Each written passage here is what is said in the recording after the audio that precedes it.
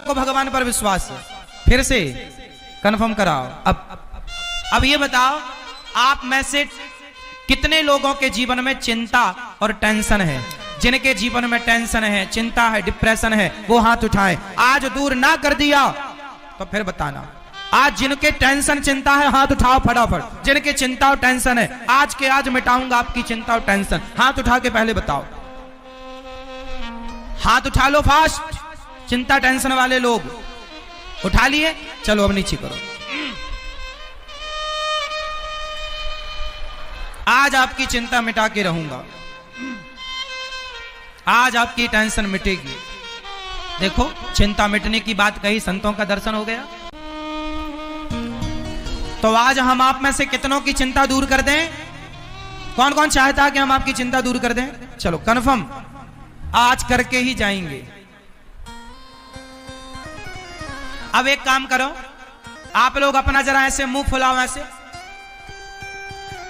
मुंह फुलाओ फास्ट। मैया फुलाओ मेरी मां। अब ठहाका लगाओ सब लोग लगाओ। अब ये बताओ कि क्या मुंह और ठहाका, मुंह फूलना और ठहाका लगना, क्या ये दोनों काम एक साथ हो सकते हैं? जोर से। क्या मुंह फूलना, ऐसे मुंह भी फूल जाए और ठहाका भी लग जाए, कि ये दोनों काम एक साथ हो सकते हैं? नहीं। तो फिर आपने अभी क्या बताया? हम भगवान पर विश्वास करते हैं, और फिर आपने कहा हमें चिंता है। अरे जिन्हें विश्वास है उन्हें चिंता किस बात की, और जिन्हें चिंता है तो विश्वास कैसा? आप गलत बोल रहे हैं। या तो आपको चिंता है या तो आपको विश्वास है, दोनों नहीं हो सकता। जैसे मुंह फुलाना और ठहाका लगाना दोनों एक साथ नहीं हो सकता, वैसे चिंता और विश्वास एक साथ नहीं हो सकता। अब ये बताओ कि आपको भगवान पर विश्वास है या चिंता है? जोर से एक बात बताएं मेरी मां। आप कहती हो, आप भैया कहते हो हमें चिंता है। अरे भैया, तुम चिंता क्यों करते हो? तुम भगवान का चिंतन करो सही, तुम उनका चिंतन करो तो सही, वो करेंगे तुम्हारी चिंता। तुम क्यों करते हो? सुदामा को कोई चिंता थी क्या? जोर से। सुदामा तो केवल कृष्ण का चिंतन करते थे। सुदामा तो केवल कृष्ण का चिंतन करते थे। सुदामा चिंतन करने की जिम्मेदारी तुम्हारी है। तुम कृष्ण का चिंतन करो। अब कृष्ण की जिम्मेदारी है कि वो तुम्हारी चिंता करेंगे, तुम खुद क्यों करते हो? आप लोग उनका चिंतन करो, वो आपकी चिंता करेंगे। आप कहते हो भगवान पर विश्वास है, आप कहते हैं हमें भगवान पर विश्वास है, और कहते हो चिंता है। ना मेरी मां, जब विश्वास कर लिया तो तेरी मेरी बिगड़ी बनाना तेरा काम है, तेरी चौखट पे आना मेरा काम है, मेरी बिगड़ी बनाना तेरा काम है। प्रभु मैं तो आपका हो गया। जैसे छोटा सा बच्चा कोई चिंता नहीं करता, उसकी चिंता उसकी मां करती है, ऐसे भक्त बनकर शरण में चले जाओ भगवान की। भगवान चिंता करेंगे, आप निश्चिंत रहना। तो आज से चिंता नहीं करेंगे, क्या करेंगे? जोर से, भगवान का चिंतन। और आपके चिंता करने से कुछ ना होगा, विश्वास करो।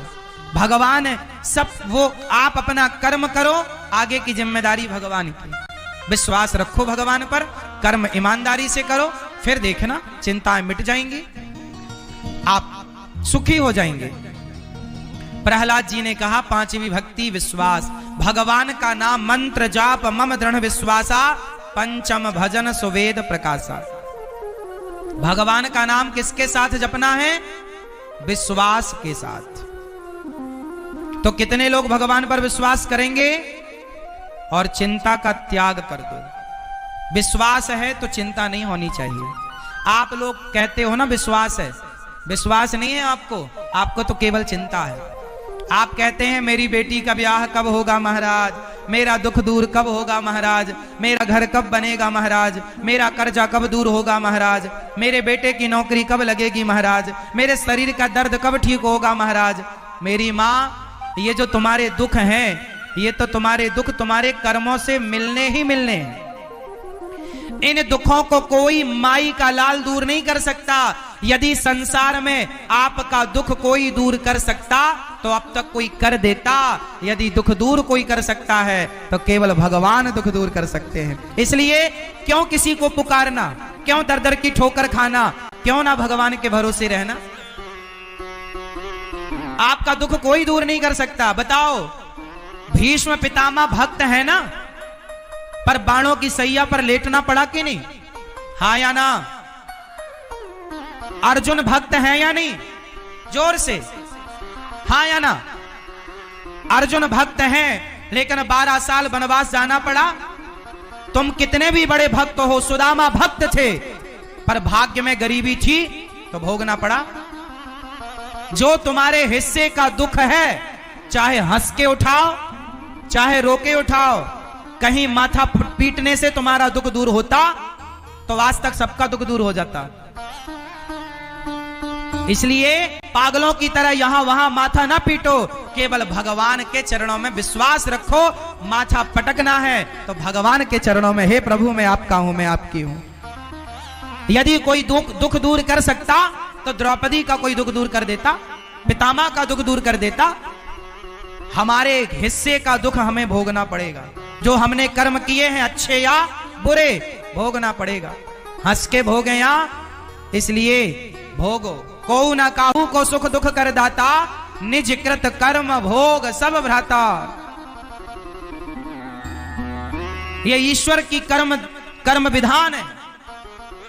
आप लोगों को लगता है कि बाबा जी महाराज जी मंत्र पढ़ दें हमारा दुख दूर हो जाए ना, ऐसा कोई मंत्र नहीं है जिसको पढ़ के आप अपना दुख दूर कर लो। एक ही मंत्र है, केवल कृष्ण नाम, एक राम नाम। राम की शरण में जाओ, भगवान को रोकर पुकारो, वो दुख दूर करेंगे तो दुख दूर होगा। इंसानों के बस की नहीं है। इसलिए भोगना सीखो। हमारे जो दुख हैं वो हमें भोगने हैं। बड़े बड़े संतों ने अपना कष्ट भोगा है, बड़े बड़े संतों ने अपना कर्मदंड भोगा है। भगवान राम को 12-14 साल का वनवास मिला, उनका ही अपना कर्मदंड था। माता सीता को वनवास मिला, जाना तो पड़ेगा ना साहब। फिर अच्छा ये बताओ, एक छोटा सा प्रश्न आपसे मैं पूछ लूं। भगवान राम ने माता सीता को वनवास भेजा, ये सुना है आप लोगों ने?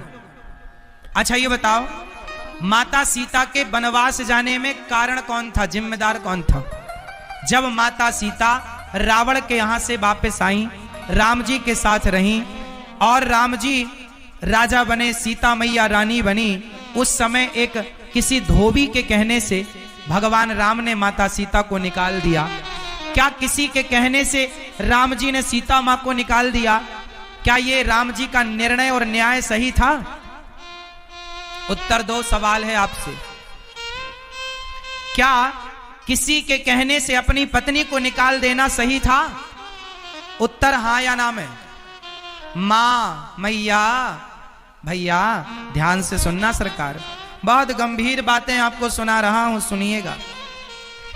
बताओ, राम जी ने माता सीता को वनवास भेजकर राम जी ने सही किया या गलत किया? या सही या गलत ये तो अपनी जगह है। ये बताओ, माता सीता के वनवास जाने में जिम्मेदार कौन था?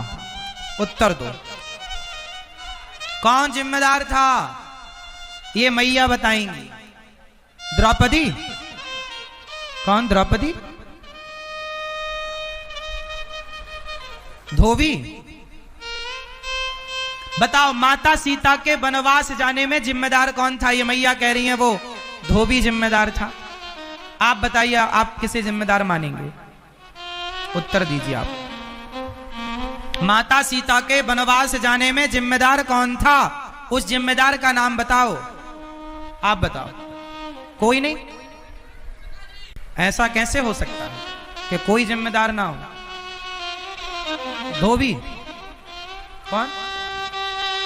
उर्मिला? आप बताओ, मैया आप बताओ। चलो भैया लोग बताएंगे। कौन? माता सीता? ये मैया बताएंगी। इस तरफ की मैया बताओ। मैया टाटा। बताओ मेरी माँ, कौन जिम्मेदार था? राम जी। इस तरफ एक भैया बोल रहे हैं राम जी। आज थोड़ा इस पर विचार कर लें। आज मैं जिम्मेदार को लाकर आपके सामने खड़ा कर दूं? कर दूं? सुनो फिर, मन लगाकर सुनना, एक भी शब्द ना गवाना, ध्यान से सुनना। आज मैं उस जिम्मेदार को पकड़ कर लाऊंगा जो माता सीता के वनवास का जिम्मेदार है। उस जिम्मेदार को आज हम आपके समक्ष पेश करेंगे। सुनो, कार्यवाही शुरू होती है। अब इसको समझने के लिए हमें अतीत में जाना पड़ेगा, पुराना समय याद करना पड़ेगा। चलो वाल्मीकि रामायण से शुरू करते हैं। जब माता सीता गर्भवती हुई, ध्यान से सुनना, एक एक अक्षर, एक एक शब्द। फिर मैं आखिरी में पूछूंगा कि जिम्मेदार कौन, आप लोग पकड़ के लाना उस जिम्मेदार को। हाँ, मैं बता दूंगा पूरी कहानी, लाना आपको है। सुनो, जब भगवान राम राजा थे, सिया जी रानी थी, जब माता गर्भवती हुई, ये उन दिनों की बात है जब माता सीता अयोध्या में राजमहलों में रहती हुई गर्भवती हो गई।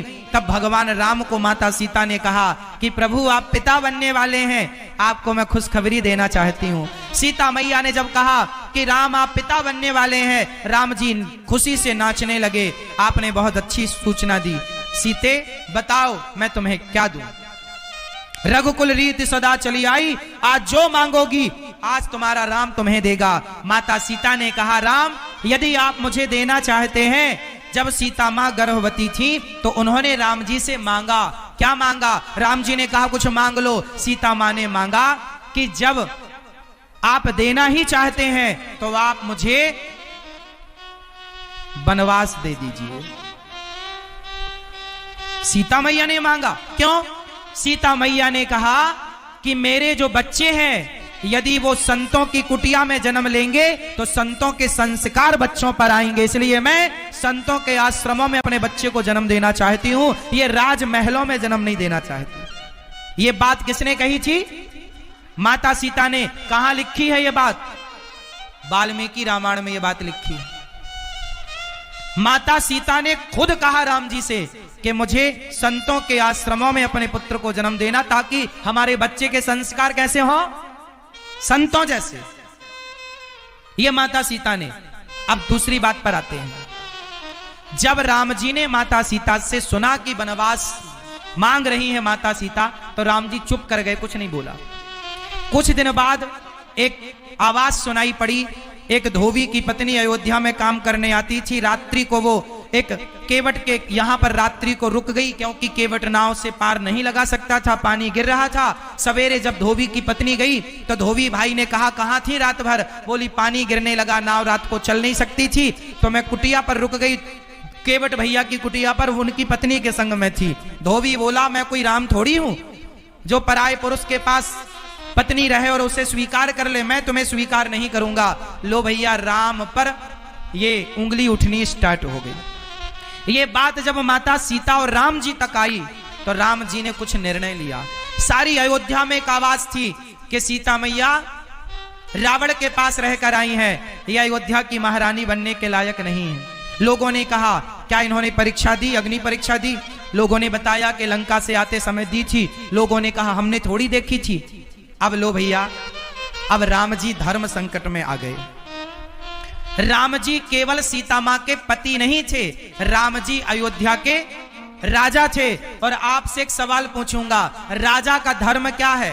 प्रजा की बात मानना या परिवार की बात मानना? जोर से। राजा का धर्म है प्रजा की बात मानना।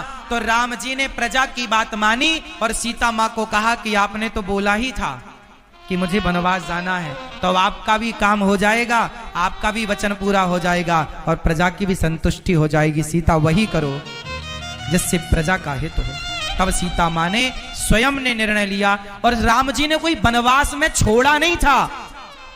प्रॉपरली लेकर लक्ष्मण जी गए और प्रॉपर श्री वाल्मीकि जी के आश्रम में छोड़कर आए। और ये वाल्मीकि जी के आश्रम में सीता मैया 14 वर्ष के वनवास के दौरान भी रह चुकी थी।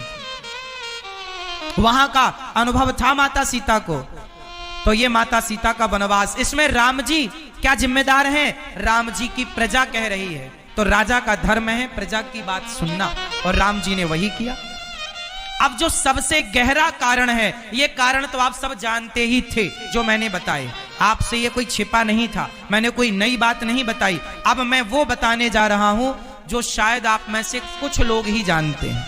आज मैं चाहूंगा कि भिंड के सारे लोग वो बात जाने, वो रहस्य जाने जो रहस्य जानने योग्य है। अब वो रहस्य मैं आपको बता रहा हूं जो आपको जान लेना चाहिए। माता सीता के वनवास का जो सबसे ठोस कारण था, वो सबसे ठोस कारण मैं देने जा रहा हूं, ध्यान से सुनिएगा। आप सब जानते हैं कि जब रावण मरा, जब रावण मरा तो राम जी से मिलने लंका में दशरथ जी आए थे। ये बात कितने लोग जानते हैं? रामचरितमानस में ये बात लिखी है, स्पष्ट लिखी है कि जब रावण मरा तो अयोध्यापति श्री दशरथ जी स्वर्ग से राम जी से मिलने आए और राम जी से कहा, राम मैं तुम्हारी मर्यादा और तुम्हारे धर्म से प्रसन्न हुआ, कुछ मांग लो बेटा। राम जी ने कहा, मैं कुछ नहीं चाहता, पिताजी आप कहो तो मैं आपको जीवित कर सकता हूं। दशरथ जी बोले, मैं जीवन नहीं लेना चाहता बेटा, अब मैं तुझे राजा बनता हुआ देखना चाहता हूं, लेकिन एक छोटा सा मेरा काम कर देना मेरे राम। क्या काम पिताजी? दशरथ जी ने कहा, मेरी अभी 2000 साल उम्र बाकी है। दशरथ जी कोई अपनी मृत्यु से थोड़ी मरे थे, वो तो राम के वियोग में मरे थे। अभी दशरथ जी की उम्र कितनी बाकी थी? जोर से 2000 वर्ष। तो दशरथ जी ने राम जी से कहा, हे रघुनंदन मेरी 2000 साल उम्र तुम ले लो। और तब से कहावत चालू हो गई कि मेरी उम्र तुम्हें लग जाए। आप जिससे अत्यधिक प्रेम करते हो, आप उससे क्या कहते हो कि मेरी उम्र तुम्हें लग जाए। सबसे पहले किसने किसको अपनी उम्र दी? तो दशरथ जी ने अपनी 2000 साल की उम्र राम जी को दी। सबसे पहले दशरथ जी ने उम्र दी। अब दशरथ जी चले गए। चलो बताओ, राम जी इस धरती पर कितने साल उन्होंने राज्य किया? राम जी का शासन काल, कार्यकाल कितने वर्षों का था? जोर से नहीं जानते हो? इतनी सी बात। भगवान राम ने इस धरती पर 11,000 वर्षों तक राज्य किया। एक प्रमाण ये है, और दूसरा प्रमाण भागवत जी में लिखा है, राम जी ने 13,000 वर्षों तक राज्य किया। अब आप कंफ्यूज हो जाएंगे अभी कि 11 सही है कि 13, दोनों सही। मैं दोनों को सिद्ध करके बताता हूं, यही तो आपको समझाना था। सुनो, राम जी का कार्यकाल तो था 11,000 साल का, लेकिन पिता ने उम्र दे दी कितने साल? 2000। तो 11 और 2 13। तो राम जी ने 11,000 वर्ष तक तो अपना कार्यकाल किया, और जो 2000 वर्ष का राज्य था वो पिता का कार्यकाल पूरा किया, वो अपना नहीं था। इसलिए राम जी ने माता सीता को वनवास कब भेजा? जब राम जी सीता मैया के साथ 11,000 वर्षों तक तो साथ रहे। कितने साल साथ में रहे? 11,000 वर्षों।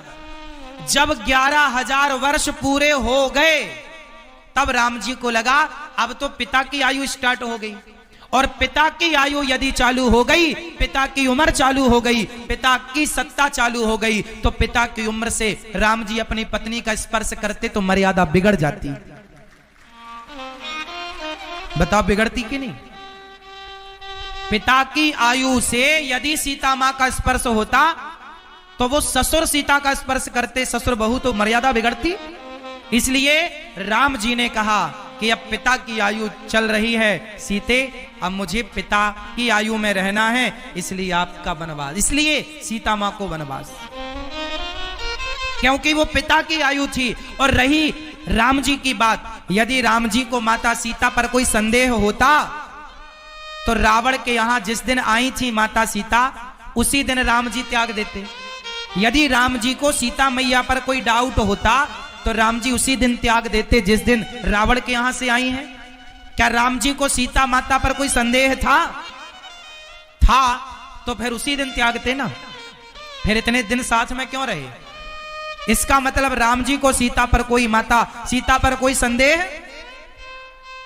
ये तो समाज है साहब। इसलिए आप लोग कहते हो ना लोग क्या कहेंगे, कहने वालों ने तो माता सीता को भी कहा, इसलिए परवाह ना किया करो कि लोग क्या कहेंगे। लोग तो कहने ही बैठे हैं, आप तो अच्छा काम करते रहो, लोग कहने ही बैठे हैं। लोगों ने तो माता सीता को भी कहा है,